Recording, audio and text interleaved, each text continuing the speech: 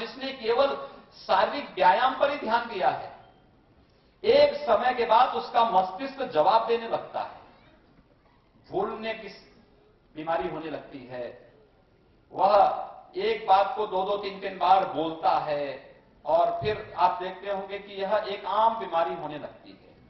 लेकिन एक योगी जो योगिक क्रियाओं को योग के नियमों के अनुसार करता हो, वह बुढ़ापे में भी वह न केवल शारीरिक रूप से, वह मानसिक रूप से भी स्वस्थ और परिपक्व होकर के अक्सरशः उन बातों को जो उसने अपने बचपन में, जवानी में जिन बातों को उसने सीखा है, उन सब बातों को वह उसी रूप में व्यक्त कर सकता है। कहीं कोई बात नहीं, कोई संकोच नहीं, उसको किसी प्रकार का वो नहीं है, कोई भुलक्कड़पन की कोई शिकायत उसके सामने नहीं आती। वह उन बातों को अक्सरशः उस रूप में व्यक्त कर सकता है। यही अंतर है योग और व्यायाम में।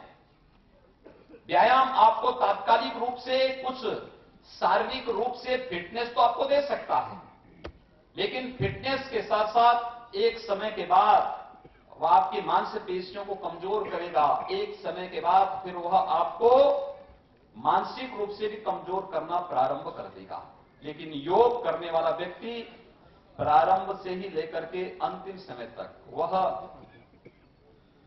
जब तक उसका जीवन है, वह शारीरिक और मानसिक रूप से अपने को पूर्ण स्वस्थ रख करके इस संपूर्ण जीवन के वास्तविक लक्ष्य को प्राप्त करके इसका वास्तविक आनंद ले सकता है।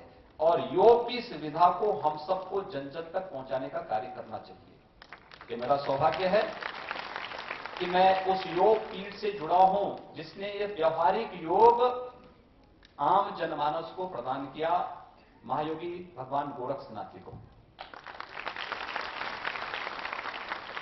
इतनी विधाएं दी उन्होंने योग में, इतनी विधाएं दी, इतना व्यवहारिक योग था। आप केवल आसन को ही योग न माने, केवल प्राणायाम को ही योग न माने, या किसी जाति, किसी उम्र, किसी लिंग का मोहताज नहीं।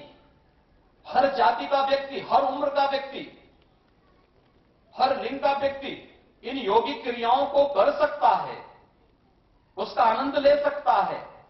आप बैठे बैठे योग की क्रिया में, योग की तमाम ऐसी क्रियाएं हैं जो आप बैठे बैठे ही उससे आनंदित हो सकते हैं, उसका लाभ ले सकते हैं, उसकी आध्यात्मिक अनुभूति का एहसास कर सकते हैं। आप चलते हुए कर सकते हैं, कार्यालय में बैठे हैं, कुछ समय मिला, 5 मिनट मिला, आप केवल अपनी श्वास पर अपने मन की वृत्तियों को केंद्रित करना प्रारंभ करें। आप श्वास ले रहे हैं, श्वास छोड़ रहे हैं, इस विधा पर ही अगर आप करेंगे, अपने आप में एक संपूर्ण योगिक क्रिया है, अपने आप एक संपूर्ण योगिक क्रिया है। इसके लिए कोई अतिरिक्त एक्सरसाइज नहीं करना, आपको दौड़ भाग नहीं करना, आप कर सकते हैं। और मैं कह सकता हूं कि जो अभियान है हमारे योग ऋषि बाबा रामदेव जी का, हमारे योगी भारत भूषण जी महाराज का, एक बहुत बड़ी क्रांति आ सकती है। और क्रांति किस रूप में? भारत के माननीय प्रधानमंत्री जी ने योग के पीछे इस प्रकार का अभियान चलाने का उद्देश्य क्या था? आपका जो मस्तिष्क है ना, इस मस्तिष्क को कहते हैं, जिसका उपयोग करते हैं, इसको कहते हैं चेतन मस्तिष्क। चेतन मन है आपका, केवल चेतन। आपका जो पूरा मस्तिष्क है, इसका बहुत छोटा पार्ट है जिसका आप उपयोग करते हैं। इसका एक और भाग है जो अवचेतन स्थिति में है। आप कोई चीज याद करते हैं, कोई चीज पढ़ते हैं, आपको स्मरण हो जाता है, किसी को आप देखते हैं, ये सब आपके इस मस्तिष्क में वह जमा हो जाता है। आप जब स्मरण करते हैं, आप थोड़ी सी चेतना आपकी जागृत होती है, आप स्मरण करते हैं, वह आपको और उसका स्मरण करा देता है कि हां, आपने फलाने व्यक्ति को फलानी जगह देखा है, आप फलानी चीज को फलानी जगह पढ़े हैं, आपको याद हो जाता है। चेतन मस्तिष्क से थोड़ा सा और भाग उसका है। लेकिन जन्म जन्मांतर के रहस्यों को जानने के लिए भगवान गोरक्षनाथ जी कहते हैं कि पिंड माही ब्रह्मांड समाया। यत पिंडे तत ब्रह्मांडे। इस संपूर्ण ब्रह्मांड में जो कुछ भी है वह आपके शरीर में है। जन्म जन्मांतर के और संपूर्ण ब्रह्मांड के उन रहस्यों को जानना है तो योग के माध्यम से अचेतन मन को हम जागृत करें, उसको सक्रिय करें और उसके माध्यम से उन रहस्यों को जान करके हम लोक कल्याण के लिए अपने आप को समर्पित करें। योग के उस लक्ष्य को प्राप्त करने में जिस दिन हम अपना पूरा अभियान लगा देंगे, दुनिया के अंदर क्रांति आ जाएगी। सचमुच दुनिया की सभी समस्याओं का समाधान कर देंगे। दुनिया के अंदर फिर कोई समस्या रह नहीं पाएगी। और इसीलिए हमारा शास्त्र भी इस बात को कहता है कि न तस्य रोगो न जरा न मृत्यु प्राप्तस्य योगाग्नि मयम शरीरम। यानी योगाग्निमय शरीर अगर किसी को प्राप्त हो जाएगा, वहां न जरा है, वहां न मृत्यु है, न बुढ़ापा है, कुछ भी तो नहीं है, न वहां बीमारी है, वहां कुछ भी नहीं। फिर व्यक्ति खुशहाली का मार्ग प्रशस्त हो सकता है, लोक कल्याण का मार्ग प्रशस्त हो सकता है। और मैं पतंजल योगपीठ, भारत स्वाभिमान और इससे जुड़े हुए इन सभी 15 संगठनों को जिन्होंने इस योग महोत्सव के आयोजन को लखनऊ में किया, ये आयोजन भव्य आयोजन यहां पर किया है। एक अभियान है, क्रांति का एक अभियान जो लोक कल्याण का मार्ग प्रशस्त करेगा, जीवन में खुशहाली का मार्ग प्रशस्त करेगा,